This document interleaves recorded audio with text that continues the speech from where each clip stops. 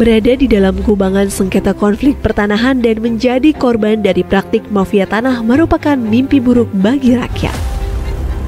Adanya tumpang tindih, penguasaan atau perampasan tanah secara ilegal dapat memicu terjadinya konflik atau sengketa pertanahan yang menimbulkan banyak sekali kerugian, seperti permasalahan hukum yang tak berkesudahan, terhambatnya pembangunan, keadilan masyarakat tercederai, hingga berkurangnya kepercayaan masyarakat terhadap negara.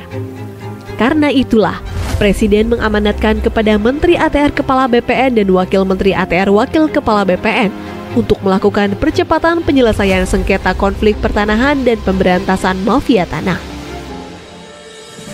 Kolaborasi 4 pilar menjadi kunci dalam menyelesaikan persoalan pertanahan. Alhamdulillah, berkat sinergi yang baik dengan semua pihak, sengketa dan konflik pertanahan yang telah berlangsung selama puluhan tahun, satu persatu dapat kita urai.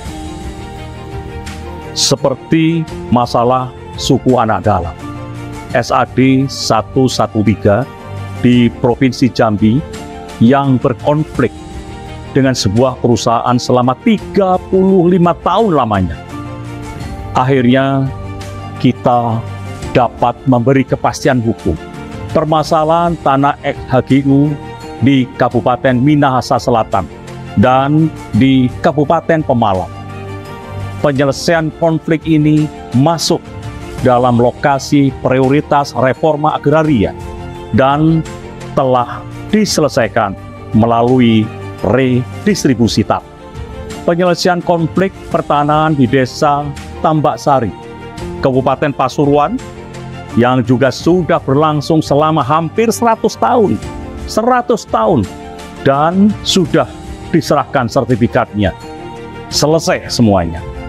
Di Makassar, kita juga telah menyelesaikan dan diserahkan sertifikat komplek hunian dosen Universitas Hasanuddin yang tidak mendapatkan kepastian hukum atas bidang tanahnya selama 40 tahun. Begitupun konflik pertanahan di kawasan Wonorejo, Kabupaten Blora, Jawa Tengah. Juga telah diserahkan sertifikatnya oleh Bapak Presiden, di mana masyarakat telah menempati areal tersebut sejak zaman penjajahan Jepang.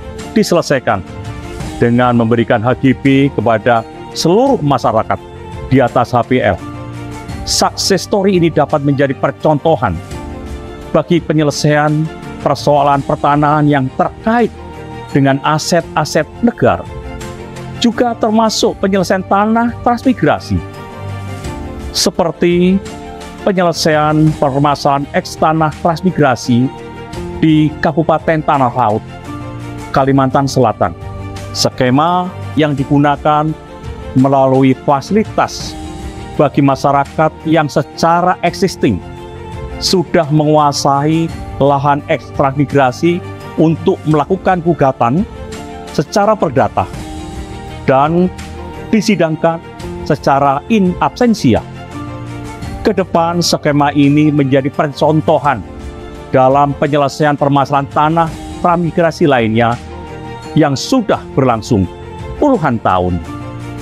Dan disampaikan oleh Pak Menteri, selain mengedepankan kerjasama dengan 4 pilar untuk penyelesaian sengketa konflik pertanahan, kami juga melakukan koordinasi dan kolaborasi dengan sejumlah civil society organizations, akademisi, dan masyarakat terkait dalam menyelesaikan persoalan pertanahan. Kami juga pastikan melalui program reforma agraria, negara hadir untuk mengurai dan menyelesaikan konflik pertanahan di tengah-tengah masyarakat. Benang kusut pemberantasan mafia tanah dalam 1 tahun terakhir sudah mulai terurai. Pada bulan Maret lalu, di Provinsi Kalimantan Tengah telah berhasil melimpahkan kasus pidana mafia tanah ke Kejaksaan.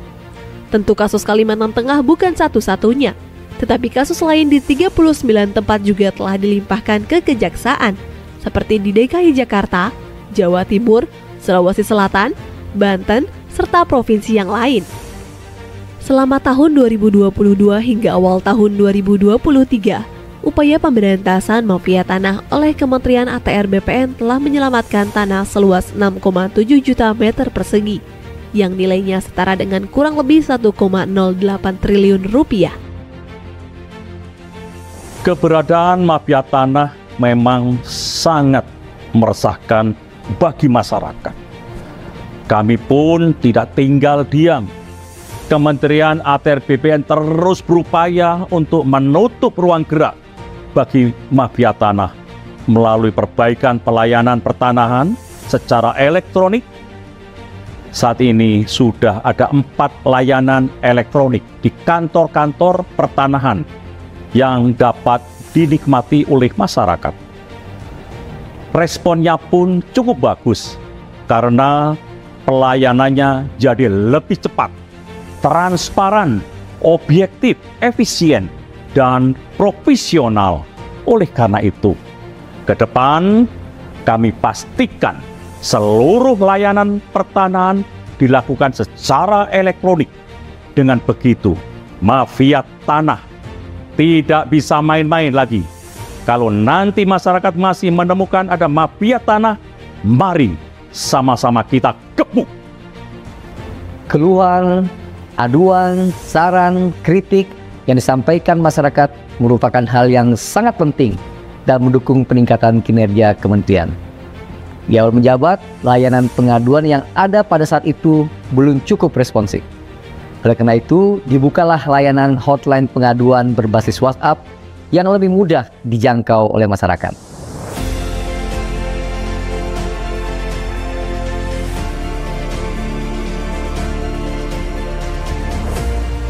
Sejak diluncurkan pada Juli 2022 hingga Juni 2023, terbukti hotline pengaduan ini telah menyelesaikan 98,9% dari total 74.564 pengaduan.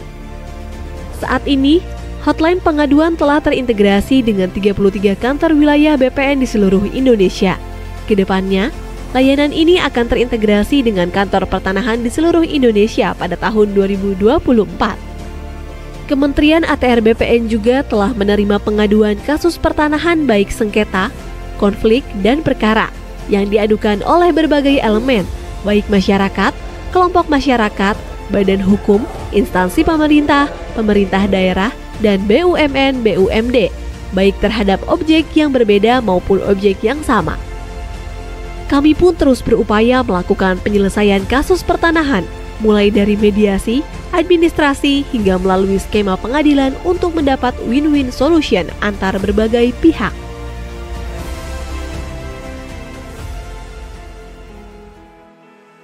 Kementerian ATR BPN sebagai badan publik berkewajiban memenuhi dan melindungi hak atas informasi masyarakat yang berkaitan dengan pertanahan dan tata ruang. Memiliki komitmen untuk memberikan informasi yang transparan, tepat, akurat, cepat, dan mudah diakses oleh masyarakat, serta sejalan dengan nilai-nilai Kementerian ATR BPN, yaitu melayani, profesional, dan terpercaya.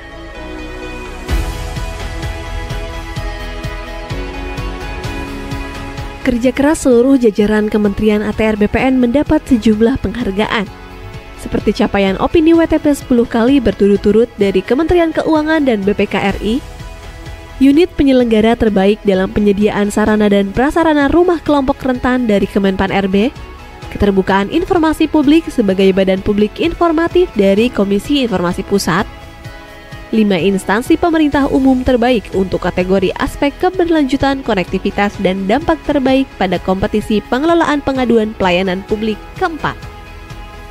Dari segi penggunaan tanda tangan elektronik, berdasarkan penilaian dari Badan Cyber dan Sandi Negara atau BSSN, Kementerian ATR BPN merupakan kementerian kedua dengan jumlah tanda tangan elektronik terbanyak tahun 2022. Tanda tangan elektronik bukan hanya memudahkan dan mendukung efisiensi, tapi juga menghadirkan kepastian hukum yang setara dengan tanda tangan basah. Upaya peningkatan kualitas pelayanan publik yang dilakukan oleh Kementerian ATR BPN juga mendapat apresiasi dari Kemenpan RB yang menyatakan bahwa sistem pemerintahan berbasis elektronik Kementerian ATR BPN berpredikat sangat baik dengan nilai 3,55. 1 tahun bekerja untuk rakyat, untuk Indonesia.